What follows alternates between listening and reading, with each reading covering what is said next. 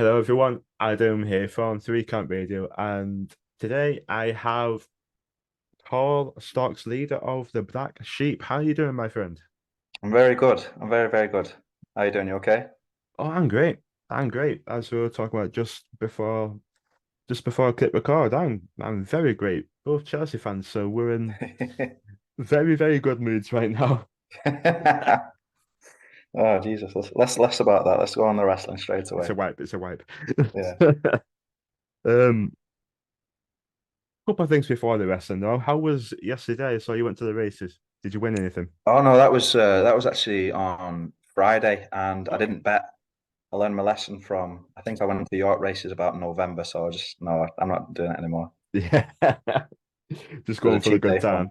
It was, yeah, literally just a Yeah. good time. Yeah. I barely bet myself. I very, very rarely bet myself. I'm not like Yeah, I remember I was I don't know how old I was. I was young, very young. right. Early teens, I think. I was at the Wigan v United game and I put £2 on Leighton Baines to score first. And you just pinged a free kick past Free him. kick. Yeah, I remember Yeah. that. Jesus, about 10 years ago. No, maybe longer. hmm Yeah, it's Talking a 15 years long, ago. long time ago. I got Jesus, 80 quid off that one bet. nice. £2. What score did it finish? Or 2-1 United or something? Uh, I just remember the goal. All right. Fair enough. I remember my moment. Other than that, I don't know. Yeah, had a really good time though. I'm glad It's you've what's learned your important. lesson as well. Yeah. Yeah, it's a silly game. Now, the most important question, and I think for all of us, this is the question.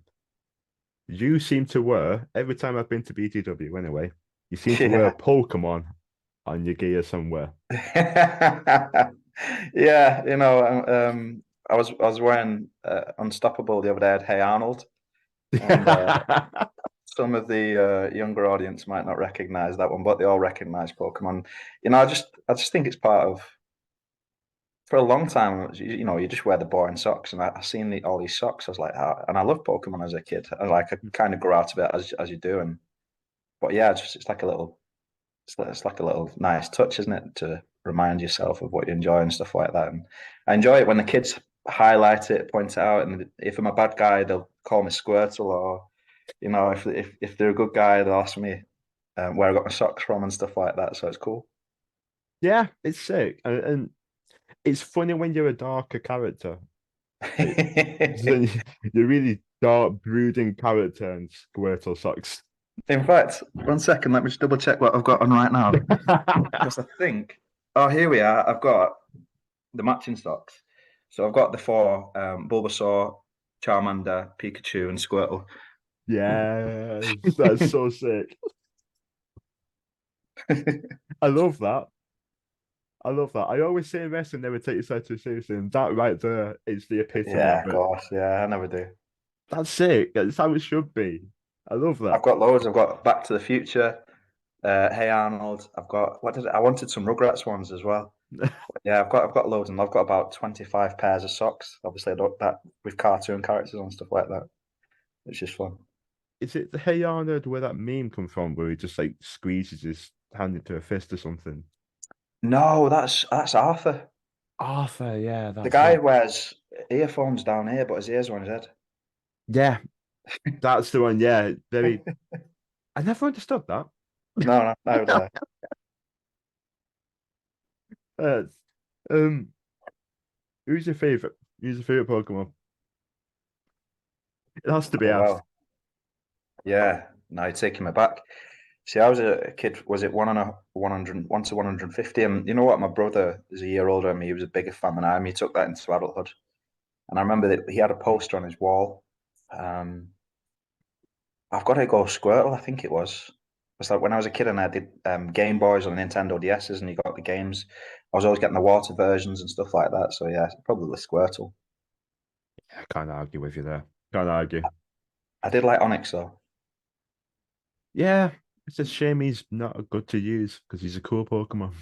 Okay, don't know enough about the cards and stuff. um, yeah. The reason I ask is my brother is huge on it, like competitive. All right. Okay. My brother's massive on it, and because he is, and when he the shot few times he comes home throughout the year because he lives in Manchester now. Right. We'll play showdown like competitive against each other, and he's kind of got me into different like kind of harder ways to play the game. Yeah. Okay. Is that the card game? Online on our phone.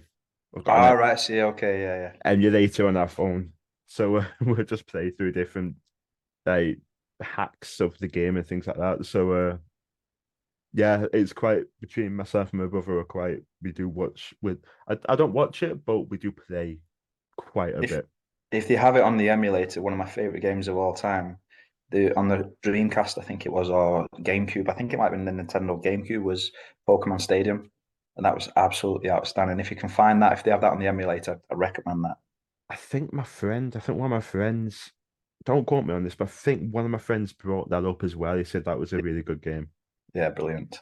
I think I have to think I might have to look that up. Delve into that. Yeah, have a Yeah, go at that. the more the merrier. Yeah, my brother's big into competitive on it, so Okay. it's like a big thing when he comes home. Uh, moving on to let's start with wrestling. Right, Yeah, that's what we're here for. Let's go. I had to bring up Pokemon. It's Uh, okay. what was it that, of course, your first, it's a first for us on my podcast. What was it that inspired you to get into the ring and start training? Oh man. So I remember my brother, one of my other brothers who's 8 years older than me, he was big into it in the 90s, as everyone was with all them amazing characters that they had. Hmm. He loved the Ultimate Warrior. And do you remember when well, you won't remember, but the 1992 Wembley Stadium, Yeah, yeah, Bret yeah, yeah. Hart, British Bulldog final. Mm. And I remember just watching that on the videotape. And I don't know, I don't know, I can't even put my finger on it. But I remember his Bulldog's wife being in the crowd, Bret Hart's sister. The finish of the match, the yeah, and I was just hooked ever since then. And then fast forward a couple of years later, and it's the Attitude Era. Mhm. And I think if you didn't get into the Attitude Era, then you're never ever going to be a wrestling fan ever.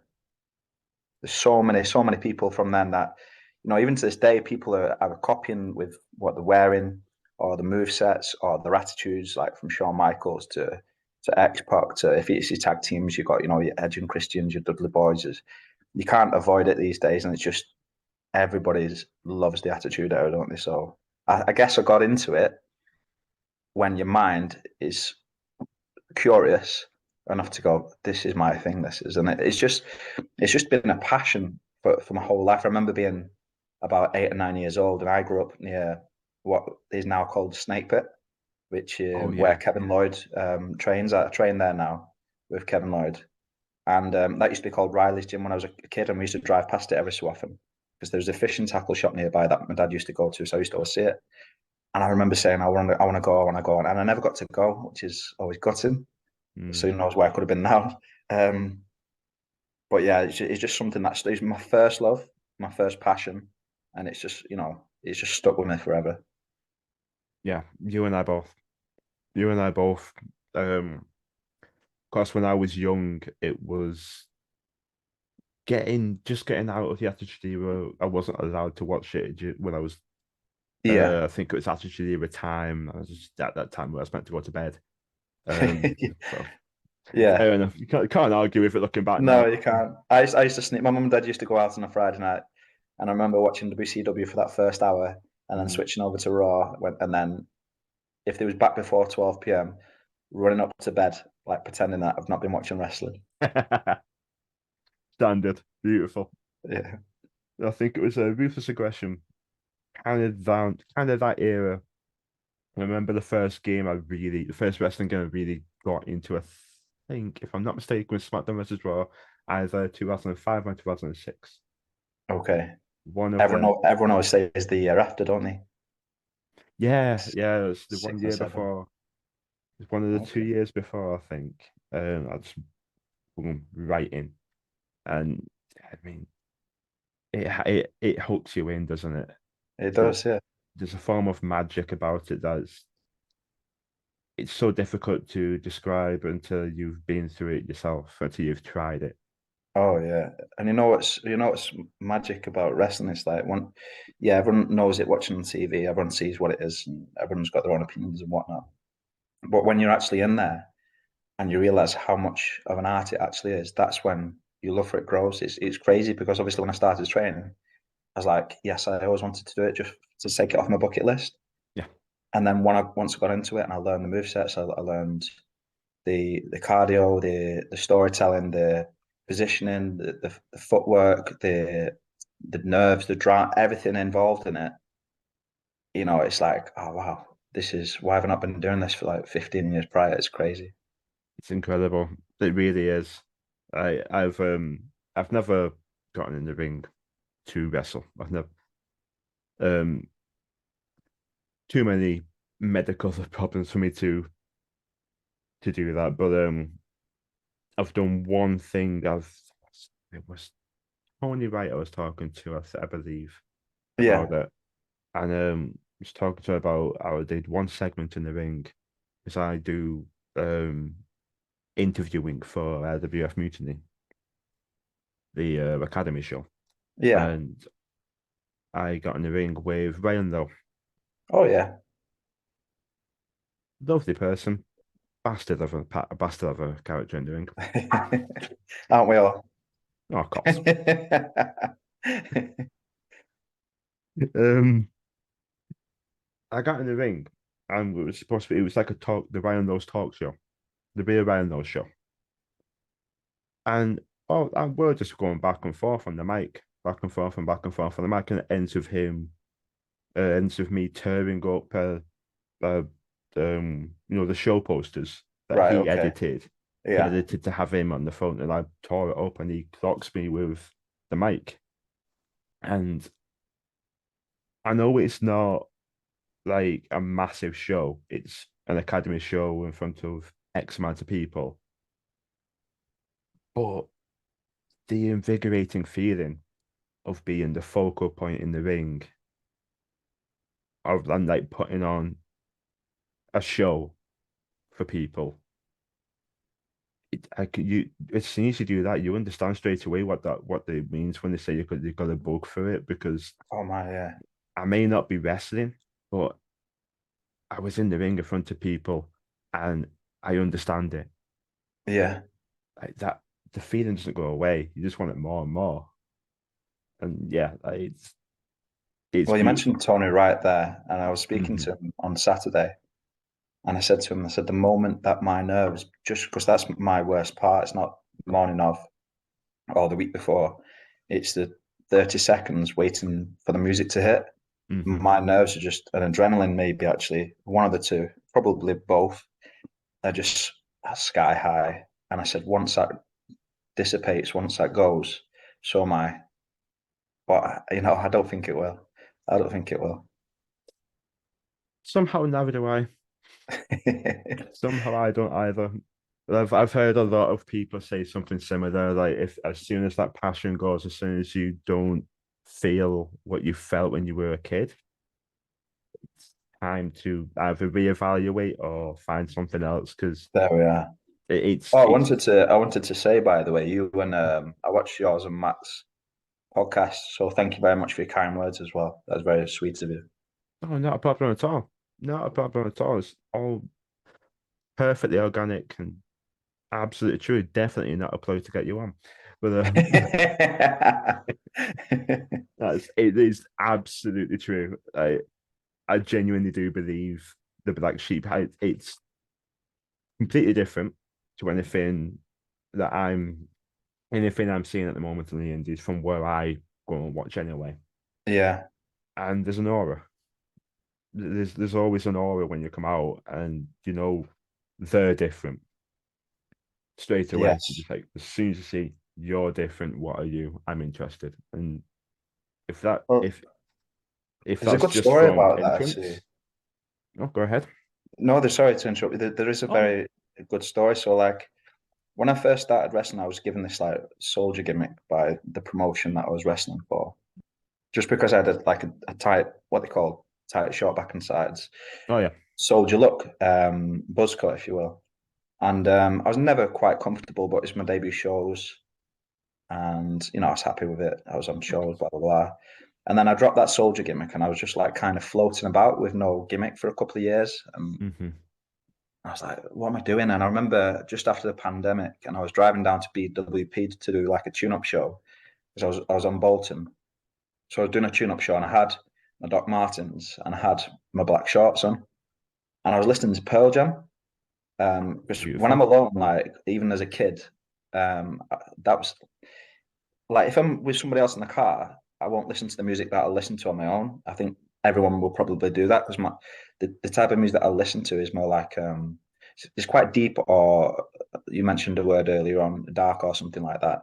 Um, it's not death metal by any stretch of the mind, but it's more grungy. Do you know what I mean? Yeah. And even as a teenager, like you're pretending to be someone that, but you truly know who you are to the core. So when I went down to BWP, all I did was put my knee pads on, and through that, it was like a not a carnival, but it was like a summer show. When they do it outdoors, there's usually about 300 people there that are not really wrestling fans. Yeah. And I got booked on the actual BWP shows through that gig. And I just remember going in there, I was so comfortable. I asked them to put Pearl Jam on as the music came out. Smashed a can of Monster over my own head, which got the non-wrestling fans buzzing and laughing at me and stuff like that, which was cool. And I thought, you know what, this has got some traction because what I learned from that period of having like just floating about, like I said, with no particular gimmick.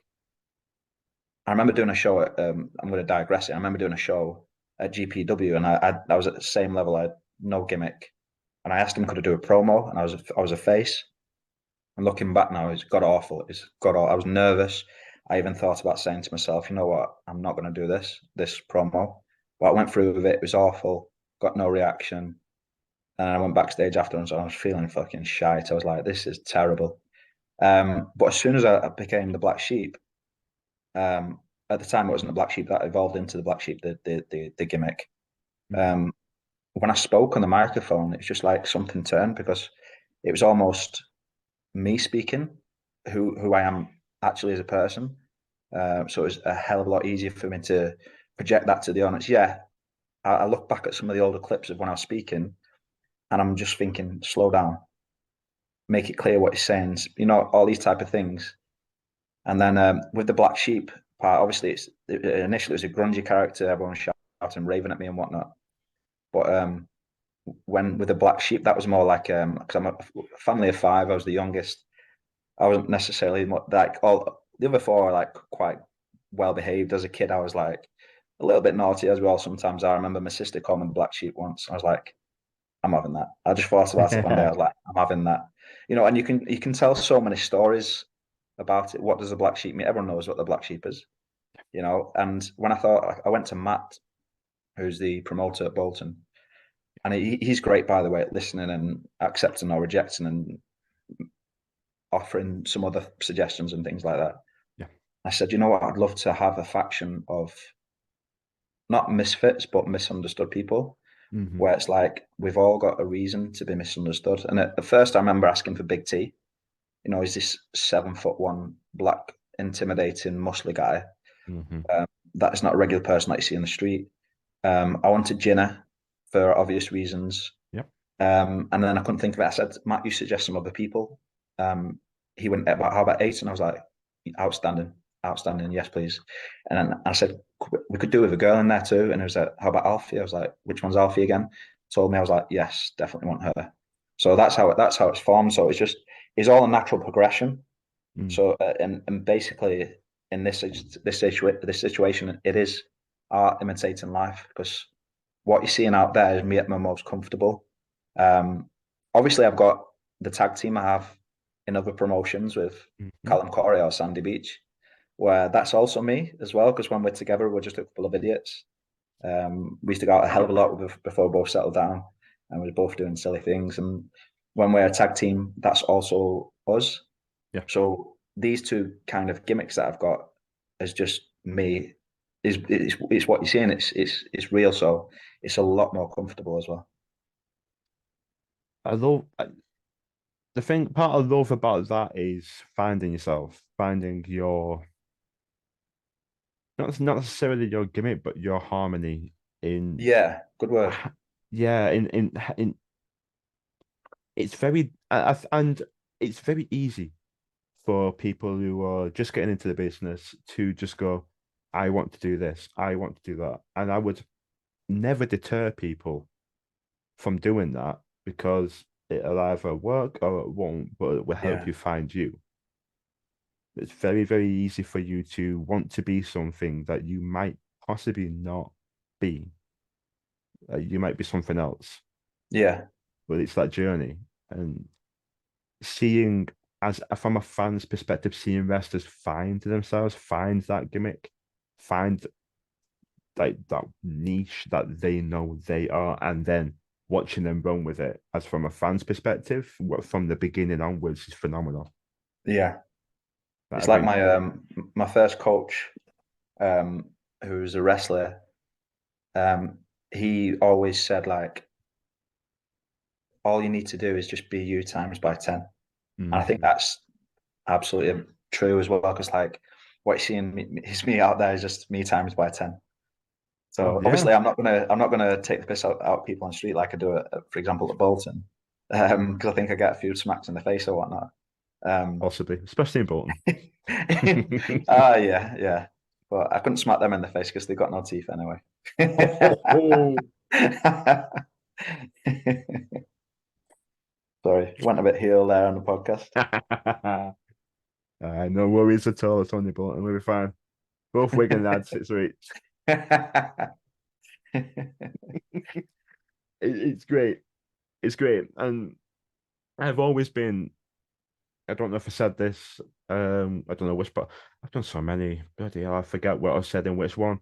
Yeah, But I love the macabre. I love dark characters. yeah, So it fits me. If that sort of gimmick, that sort of faction fits me like a glove. I Undertaker, the Fiend, Karrion Cross, Kane.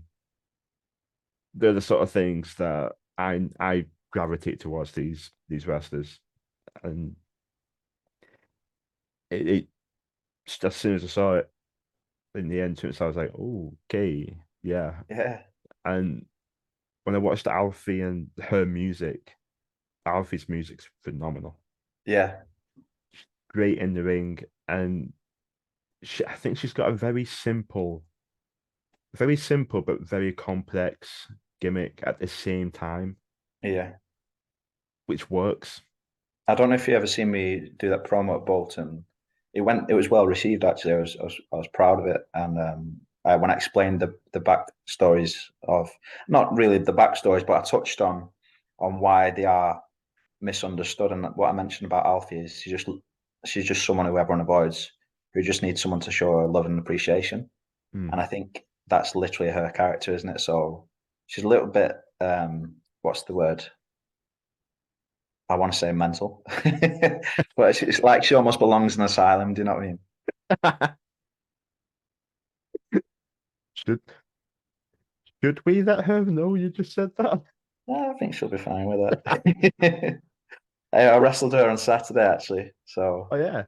I think she deserves that as well. Yeah, I had an intergender tag match with Alfie and Megan, Oh yeah, yeah, yeah, yeah, yeah, yeah, yeah. the one with the green hair and stuff like that. I I saw a clip of that. All right. I Oh saw a yeah, someone put clip. it on the reels. Yeah, yeah, It was Alfie, I believe, put it on the reels. She put a sting blade. I saw Megan at the back. So, oh, that's Megan. Oh, that's yeah, Alfie. Oh, that's great. yeah. It, Yeah, it's it fun. it's great. It's really great to see. I See thought, what you said about the macabre characters. I mean, that wasn't what I gravitated towards. I did love Raven, however, but mm, mine was always like X-Pac, Shawn Michaels, Jeff Hardy. I mean, Sting to a degree is mysterious, yeah, but like I don't know. I loved them charismatic, charismatic without charismatic on the microphone. Do you know what I mean? What they can do in the ring, how fast they move, the high flyers, the wow guys, and all that. That's what I was into. Um, but I can't obviously work like them, so it's all so about but finding you, isn't it? there we are. I, Yeah, I hope it's you don't necessarily. have to be like a Shawn Michaels or Bret Hart in the ring. No. Like take, and I always use the Miz as an example because, and it's nothing against him whatsoever. It's nothing against the Miz because he's over the past decade, he's been one of the most, if not the most improved in that business, And and consistent. yeah, phenomenal on the microphone. He grabs and conquers your attention. He's not necessarily a Shawn Michaels or Brett in the ring, but he tells a No. story. Yeah. And he doesn't mind getting his ass kicked either. No, no, I have insane amounts of respect for him. Yeah. I think He's is that's grown from everyone over the past, especially like past 5, 6 years. mhm. Everyone's just now like, yeah, he is absolutely awesome. He is, he is, and you don't have to break your back to be awesome. Like I'm pretty sure it took him over a decade to get an injury. It was his knee. He did his ACL, I think. Okay. It was a few years ago now, I believe. I know he did. I don't know when, but Didn't he do that on the movie as well on the Marine? He wasn't doing it wrestling. it was wrestling. Yeah, it Oh, was. was It it? Okay. was. Yeah, but I don't know if Shane McMahon was involved in it, but it might have been a multi-man or tag match. But he did. He there was something happening. He did his knee, and it was like the first time he got injured in over a decade wrestling, which is phenomenal. Oh yeah, 100%. Yeah, that is interesting though. I do find that quite interesting that you weren't drawn to the macabre kinds of gimmicks, but that's No. where you found yourself. Yeah. I mean, like I said, it's where I feel more comfortable. I mean, Mm. to put it into context, when I do prefer being a heel Yeah, don't because we all? I think it's easier for me to lean on that rather than the good guy. You know, everyone knows because not because I'm a can I swear on this? I think I've done a couple of times. Yeah, Not because I'm an arsehole, but because I'm quite a reserved person anyway. I'd rather watch and listen rather than speak up and talk and be the centre of attention. So if I watch and listen and then react rather than be the first guy giving that, you know, this conversation, I'm taking control of this conversation. That's more of a face thing to do. Whereas if I react, I can react to what I've observed, and then I can make comments based on what I've seen and make a judgment based on what I've seen rather than, hi guys, how are you doing? Do you know what I mean? I That's love not that. I love that. That's a very similar mindset to where I'm trying to go myself. yeah, It's a very similar mindset of kind of being on the outside observing, and then when I believe that I've seen enough, when I believe I've observed something for me to take advantage of, that's when I move in. yeah. And I like that. It's kind of predatory. It sounds a lot worse than what I I know what you mean. let's forget I said that. Yeah, that's it. Brilliant. You can edit this. You can edit this. Let's just edit that part out. Kind of didn't mean to. True cat radio being taken down. I know what you mean, though. I know what you mean. Yeah.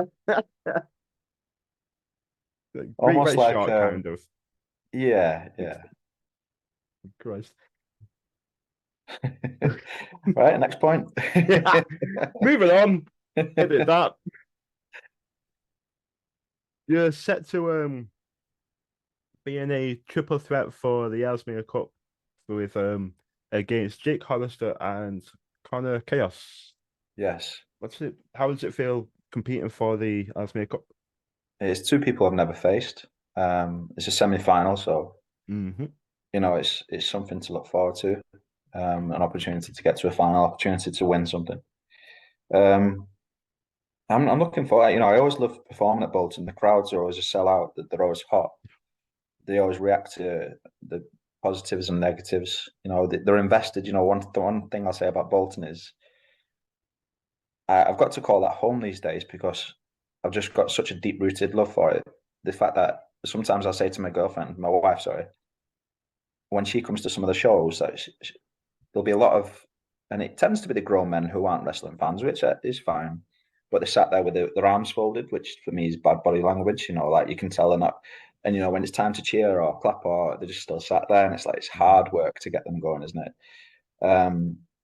But everyone's involved. There's nobody on the phone, or nobody's watching it through the phone, um, which I just love. But yeah, I'm looking forward to this Friday. It's always good to get to Bolton. I can imagine it being when you're in the ring. I can imagine it being kind of been a bit distracting knowing that there's one or two people that you've kind of seen that do have their arms crossed and don't look as interested as you'd like them to. No, because you know you can't be. It's quite arrogant of you to expect everybody to be enjoying it. You That's a can't. good point. You can't. You can't. You've got 125 out of 130 people enjoying themselves. You know, you've got to focus on that. Otherwise, you're going to get yourself tripped up, aren't you? You're going to lose your own focus, and you can't sweat the small stuff when everything around you's positive. There's no point in thinking like that. That's a good point. That's a good point. Yeah.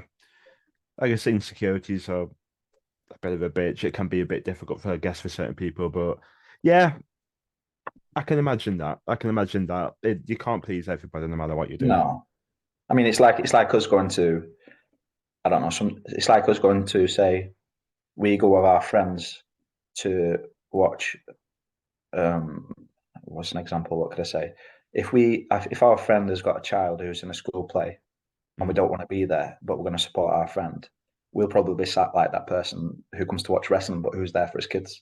That's That's a probably shout. the way, isn't it? Do you know what I mean? That's a shout. Yeah. It's like BTW and BTW, TWA, LWF. They all have that thing in common where they are a very Enthusiastic. child. It's, Yeah, yeah, yeah, but there's a lot of children there, kind of PG, catered to a younger audience. I mean, I wouldn't say that would be TW though, because there's a bar there, everyone's rowdy. True, There are actually, kids, but I think it's that's a bit of a primarily. it's a bit of a mix at BTW. Yeah, It's a bit of a mix. Yeah, yeah, that's a good shout. There can be a lot of parents there though that are there for the kids. The yeah, parents probably aren't interested, but they'll take the kids there. It's a nice night, and yeah, you can't expect if you get the parents interested and the parents are going along with it. That's a bonus. yeah. It's I'm not too bad beautiful. at doing that because when I see that person, like you said, like arms crossed, I'll just go over to his table, steal his beer, match, drink it, and put it back down. I've noticed that. I have noticed that one. Yeah, there's one way to piss a man off. It's that. Yeah. The best thing about it, them same people come up and ask me to sign the foam fingers at the end of the show.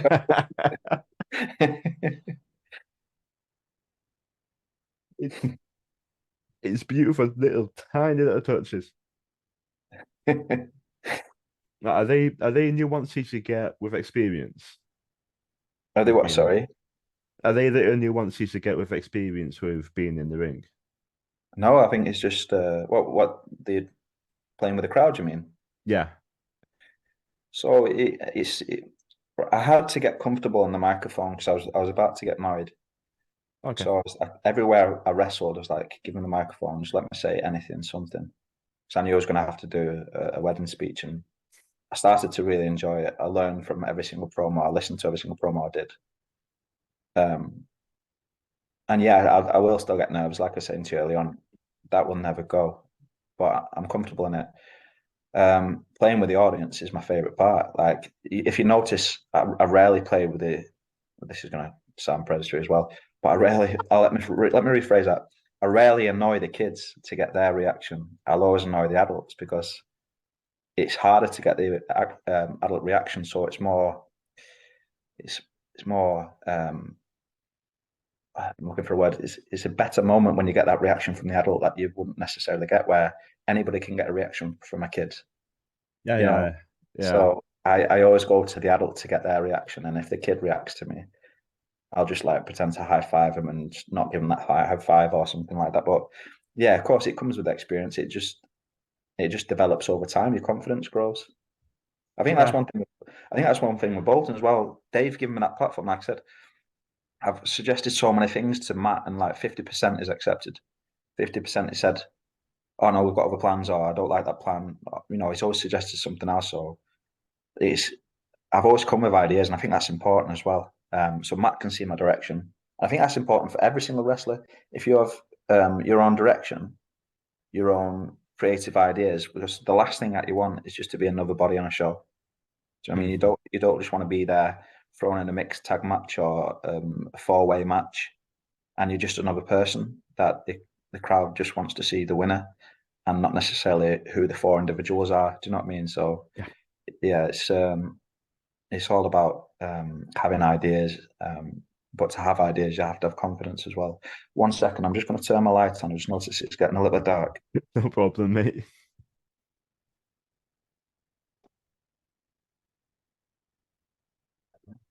Yeah, he is. There we are.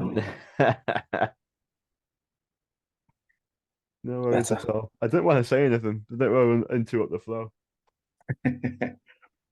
But it's in terms of like to follow on from that. So, do you think it's always good to how do I phrase this? How do I say it? If you have an idea of Yeah, where you want to go, would you think it's always good to go to the promoter saying, "I have an idea"? every single promoter. And I think that's going back to my early days. That's something as I mentioned, I'm quite a reserved person. So you always think you're just going to be yes, sir, yes, ma'am, to the promoter, whoever they may be.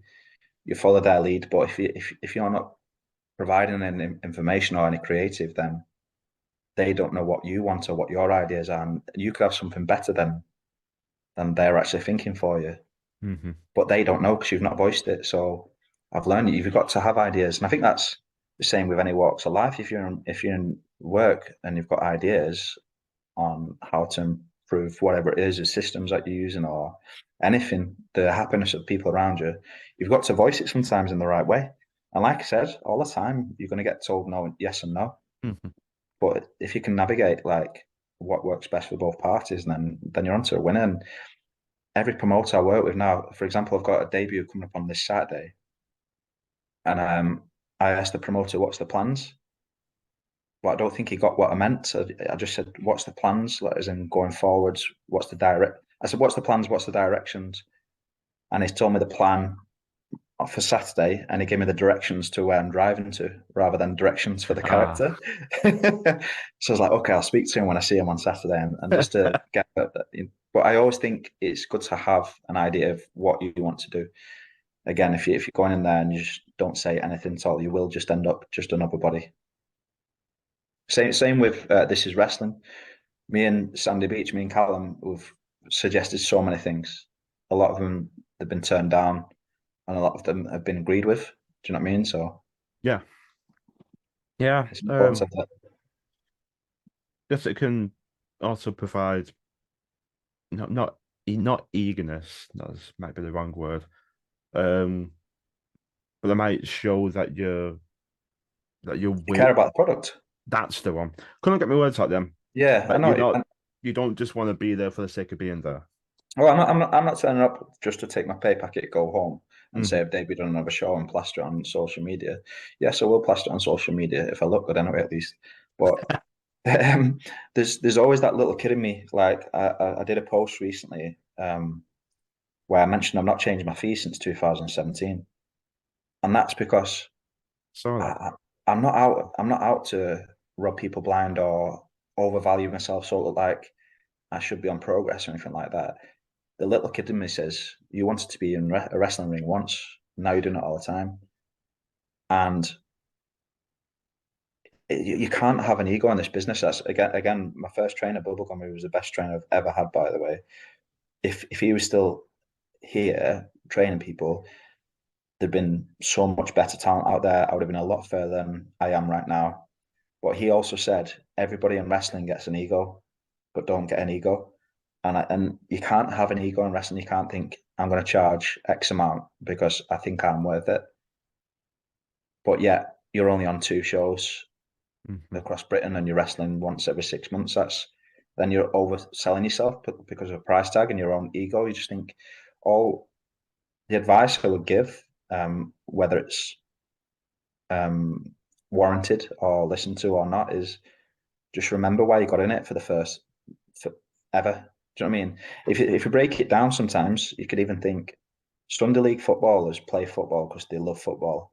Yeah. They'll pay for training and then they'll pay subs on a Sunday. We pay for training and then we get paid more to wrestle. Do you know what I mean? And if a few things, if you're reliable, if you work hard, you know, you're going to get far. But if you don't do things like, if you don't turn up on time, or you don't, if you know, get your wages, and I understand people need to get off sometimes. Don't stick around. You don't make conversation with the fans, with the people in the back. You don't integrate and stuff like that. It's not all about you. Wrestling's about the whole package. Just again, the advice is just remember why you got into wrestling. That's all. That's what I'm going to finish it with there. I'm going around in circles a little bit. I I completely agree, mate. I completely agree. Always remember where you come from. Yeah, I completely agree, and I won't. Of course, I won't be alone in saying that wrestling has always and will always be my life. It currently is my number one love and heart and passion. Will always be. Of course, I won't be alone in saying that because when you're at a wrestling show, the beauty of it is you're in a room full of like-minded people who love the exact same thing that you do. yeah, That right there for me, that's beauty. I it love the is. I beauty. agree with you. But I've always said it like before I got into actually wrestling, it's like a small bubble, and then once you're in it, it's a mm, massive bubble. yeah, it is. It's weird because you're still going to get poked and prodded on the outside, and people asking these silly questions that happen at least 3 or 4 times a week. Does it hurt and is it real and all that type of stuff? But once you're in it, you're like, okay, this is. I don't need to worry about that anymore because this is my life, and these people that are asking me these questions, they might not necessarily, they're just curious, I guess. They might not necessarily have a hobby or anything like that. But yeah, it's a massive bubble, an amazing bubble as well. It is. It really is. The amount of people, like your, as you just said, your world become your world in terms of acquaintances, friendships, goes from there all the way up there, Mm. and I love that. I absolutely love that. I suppose when you become a wrestler and it starts snowballing, you get from one promotion to another. I suppose it can be difficult. Of course, this doesn't happen to me, so it's just observance, I guess. But I suppose it can be difficult to keep it from being a business in a sense. Yeah, I yeah, I agree with suppose you. that can be a bit difficult to kind of balance that because I think once it becomes more of a business than a passion, that's when it kind of, I think that's when you need to just kind of step back. Yeah, agreed. I'd never want it to become that. No, If or when I get into the business, because that's my goal in the future. Um, so it's one of it's the main thing I want to do right now is get into the business. It's just current life at the moment. It's a bit difficult, but yeah, it's the one main focus for me. keep It's, going. yeah, yeah, and it's not like it's nothing like anything else. It's unlike anything else, and I never want to treat it like a business. I always want to treat it like it's my one passion because it is. Like I may watch football, but Yeah, like love or hate my team, whether they're going through a rough patch or not, like wrestling will always be right up at the top, no matter what. snap. Yeah, same.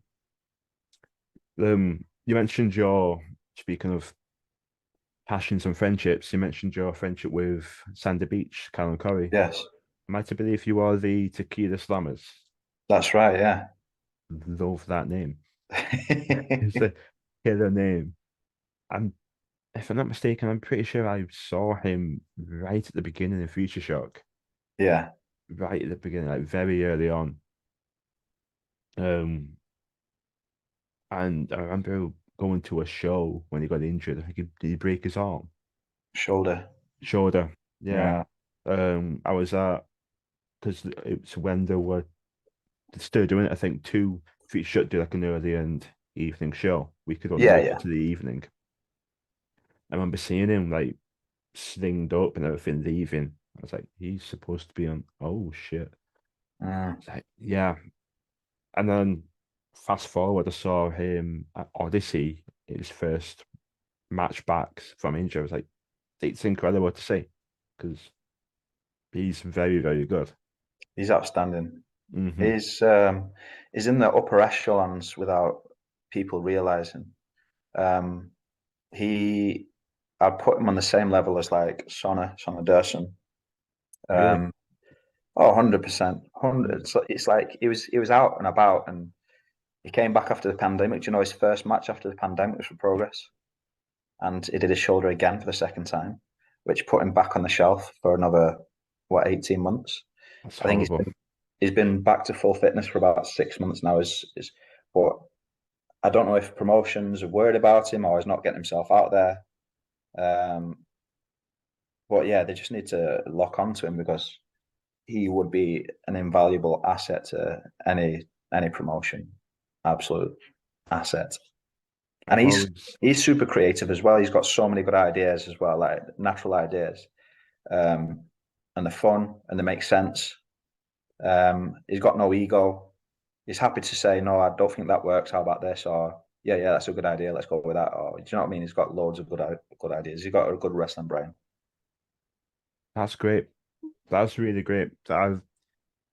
I'm someone who's never really had a bad word to say about Kevin Curry. I've always loved him in the ring.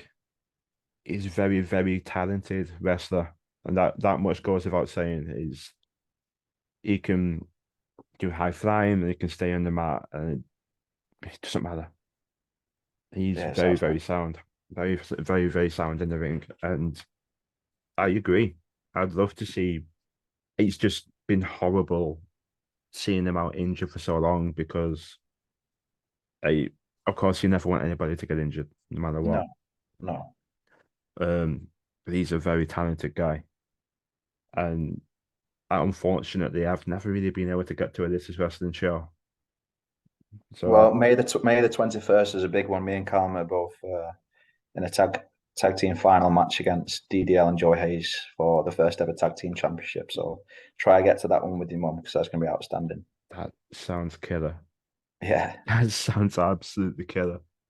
I think my mom, I might have to have a word because I think my mom has literally used all her holidays just for wrestling. Good girl. That right there says everything. Yeah. That's being in the ring with Joey Hayes and DDL though, like that must be bucket list. That's I've been next to Joey. I've been across from Joey, and he is as good as they say he is. He's again one of the nicest guys in British wrestling. He'll talk to you as if you're both starting your first day at work. He doesn't. You've had some conversations with people who's been in the wrestling business as long as he is. What is it, like 18 years or so? mm, And they almost don't want to have a conversation with you, or they look down on you and whatnot. But yeah, Joy's definitely not. And again, he'll literally wrestle anywhere. I've heard people say, don't wrestle for that promotion; they're too small. You don't need to wrestle for these. You need to stay with the bigger. But he will wrestle anywhere. He'll wrestle in front of 8 people. He'll wrestle in front of 8,000 people. It's just that man, pun intended. I'm trying to think how many consecutive podcasts it's been where Joey Hayes' name's popped up. And that right there shows it speaks volumes. You can't not. I mean, I think you've That, probably had every guest has probably been on a show with Joey. Like he's the most consistent mhm. show performer in British wrestling, I'd say, especially in the north of England. He's it's ridiculous. It really is ridiculous. The car ride conversations that I've heard that they are infamous in British wrestling, at least in Northwest Wrestling anyway. They're infamous to be hilarious and full chocked of knowledge. Yeah, It, it makes it because as I said to Tony, I believe. Very beginning when I first started, because like when I first got into wrestling, it was Future Shock. And the very beginning, it took me a bit to get into Joey. Really, at the first. I wasn't his biggest fan. I couldn't quite get in, but then the more you watch, he just commands your attention straight away. He really does. And I look back to my younger self, like, what are you doing? Do you know why that is? It's something I've learned as well in the business because he's a storyteller, as a character developer, and yes, he's got his neck breaker and his he's got the five moves of doom that you'll see, but there's a lot of wrestlers out there that you'll see the same match after match after match. So you think, oh, that person's capturing my attention. But what Joey will do is he'll have a different match every single time. So yes, like I said, he'll use his net breaker, his RKO, and all that type of stuff. But each match is different. So I completely get what you're saying because I was on the same boat when I first watched him. I wasn't drawn to him. I was drawn to that person or this Yeah. person. But over time, and again, especially in the ring, there's certain things you notice as a wrestler that maybe a fan doesn't see, and it's footwork and timing. And for him, they're outstanding. They're absolutely phenomenal because he's always in the right spot when you need him to be. Mm. He's always calling the next spot for you in the ring and stuff like that. It's like, or even if it's on the fly, like just do this, and it's like, oh, genius, absolute genius. So yeah, I understand what you're saying, but he is absolutely outstanding as well, He is. He really and he's quite is. charismatic as well, isn't he? Yeah. Yeah. Yeah. When you go back to crowd work, oh my God. You hear their face, he takes you with him 100% no matter what. It doesn't matter. Mm, Right there taken with you because he's that good. And the he's with the models, heel with the models, and yeah, he does that strut, but then cuts it off and doesn't let you get to the end with him. But yeah.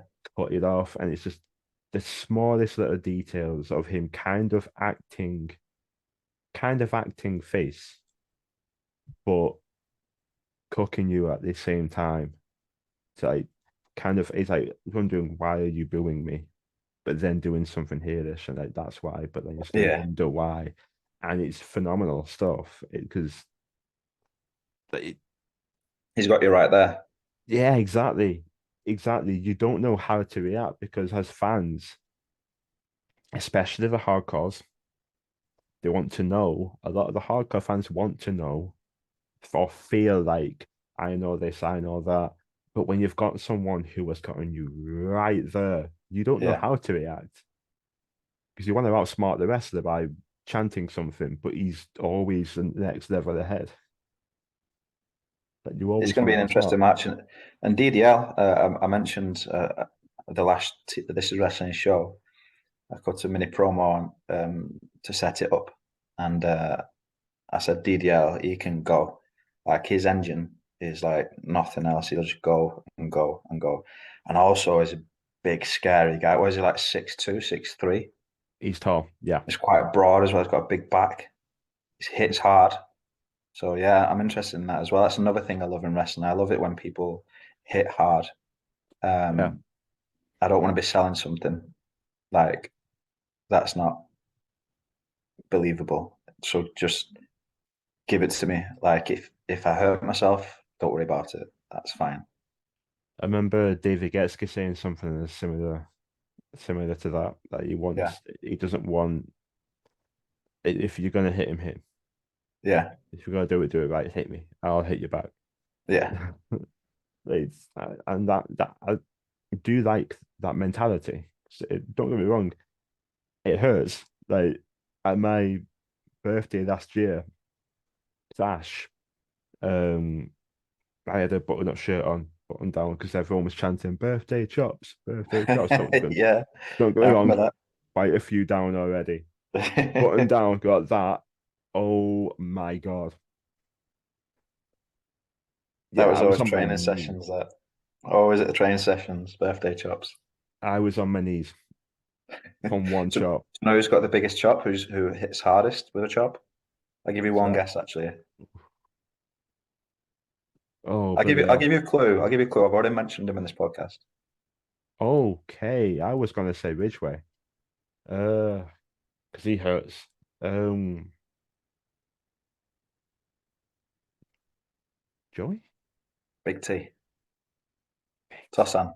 He crossed my mind as well. He crossed my mind. He's got hands like shovels. He crossed my mind. I don't know why I didn't say him.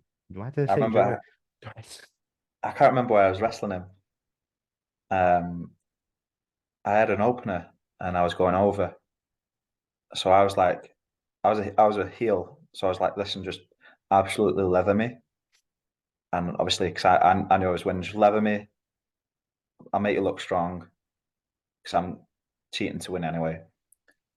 And I said, just chop me as many times as you want. And he probably chopped me about 3 times. And I said to him, right, stop, that's hurting. I mean, I know I said I liked it to be Oh, laid in, but like Big T is something else. and you still want your ribs intact. Yeah, exactly. I want to breathe. How long was that on your chest for? Wow, a good 5 days, yeah. Yeah. Not nice. Yeah. Yeah. Dash felt instantly. He felt bad straight away. He's like, oh my God. Like he's caught me like a bit high as Oh well. yeah, that's the worst. Yeah. Yeah. So he just came up to me and went, do it back, do it back. I was like, I'm not trained. I don't know what I'm doing. Get scared. Straight back. It was brilliant. So on the video, because I got slow-mo video of it, even Getski just, my God, you see Getski reacting. When you see him react like that, you know it's a hard one. Yeah.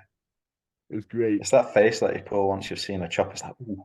Yeah, yeah. It's don't. I think it's one of the best things to react in terms of like pure guttural reaction. A Yeah, loud chop is oh my like watching yeah, Volta or Gunther. Oh my God, watching him chop people. Oh dear me, it's just yeah. it's the most brutal form of poetry. That WrestleMania match with Sheamus and True. Drew, that was outstanding. And like, I love it when Sheamus was it 29 beats to Gunther? Yeah, I think That so. was mad. Oh my God, I think it was him and Drew on one after the other, weren't it? Yeah, yeah. Quality. That's like we talk about like laying in on people like that right there. That match is the pure antithesis, is pinnacle of just Yeah. three big men. They are huge men beating the shit out of each other for about 20 minutes. I love how Sheamus and Gunther have both got 5-star matches this year as well, just from each other. Was it Yeah, this year, the other one? It was Clash at the Castle, wasn't it? The Clash at the rematch. Castle.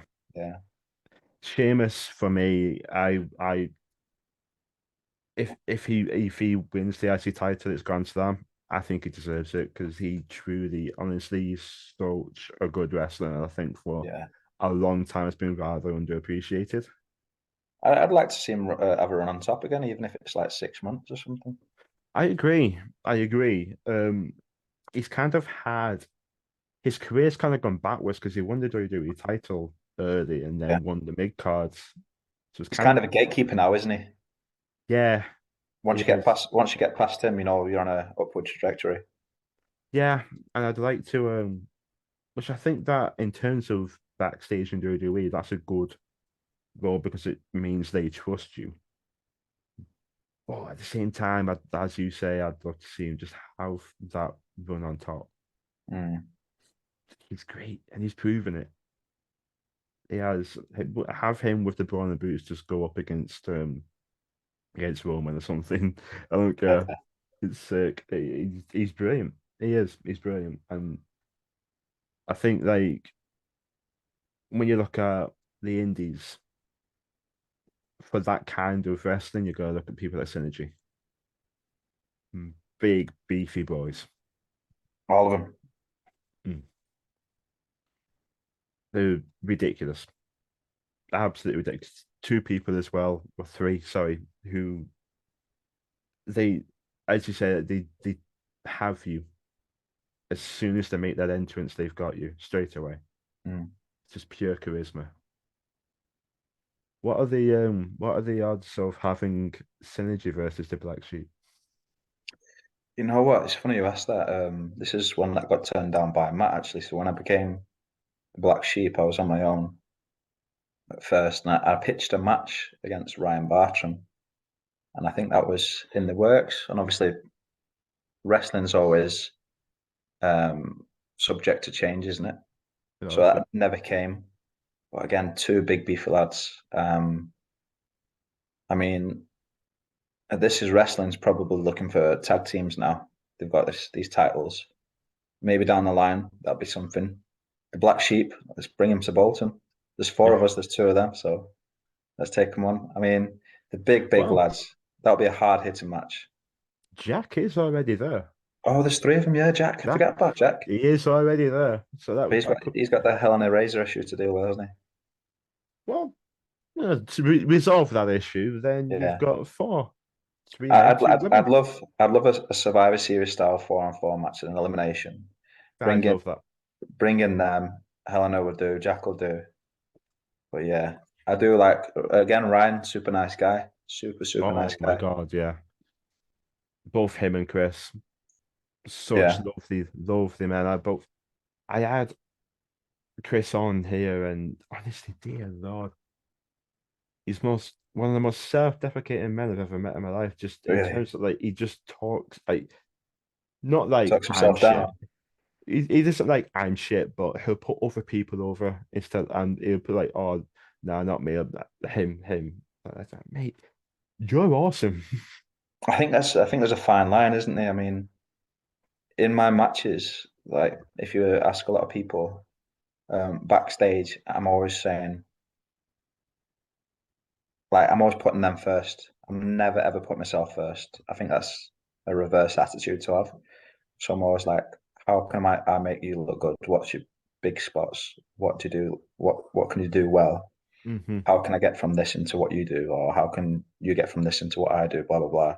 Yeah. I always think it's important to again going back to the ego thing. You can't be like, well, I want to do this, Yeah. and then you roll me up. Do you know what I mean? Because it's no good for anyone that. Hmm. So it's good to have that personality in wrestling where it's like very unselfish. And I think I've multiple times publicly praised the back of that Bolton locker room because there's no egos. Everyone's always thinking about the actual product and promotion itself, which always creates for a very good promotion. I love it. I remember being there for the first one because I'm friends with Helena, and it was Yeah, her debut. I was there for the first one, and it was being difficult to get there, but it being Fridays and then works nights. It's a bit difficult, but we try our hardest. We try our absolute hardest because it is. It's got a different feel about it. yeah, I've done my best with Matt and Jack and to try and get as many people there because it's just fun. yeah. It is. It's It's fun and it's awesome. different. It's I've got a got different feel. a funny story about Helena. Actually, she's a really lovely girl. Cheers. First time I ever met her, obviously, was at Bolton, and she went, "Hi, I'm Helena. Here's my kid," and I just ended up holding this small baby, like 6 months old or something. I'm like, "Okay, what do I do?" Oh God, I love her. Her kids are so well behaved, so well behaved. They're a credit to her. They're an absolute credit to her. Yeah, I love her. I love her. She's so sweet. But yeah, it's something I'm looking forward to. Wednesday now in 2 days as I've Yeah, recorded, 2 days. and yeah, it's definitely so. I'll be front row straight away, front and center, Cool. Good definitely, stuff. and I'll be booing you. Good lad. I'll be there on my kendo stick. Like, you launched it down, it bounced up and shit my mum up.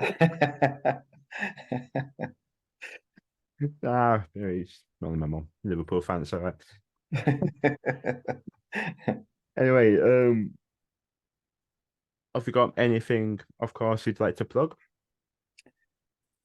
It's a plug. No, it's just Bolton Town. The ones I'm representing at the moment, I've got five promotions: BWP, This Is Wrestling, Bolton Town Wrestling, um, Unstoppable Wrestling, and this Saturday I make my debut at GTM Ministries. Is it called GT Ministries or GTM? I think so. So yeah, I'm looking forward to that. But yeah, I've got no book, no DVD to sell, and nothing like that. Beautiful. Yeah, Carl, it's been an absolute pleasure having you on. Thank you so much. Thanks for having me. Not a problem. Again, send my regards to your mum. Will do, mate. Will do. Take care.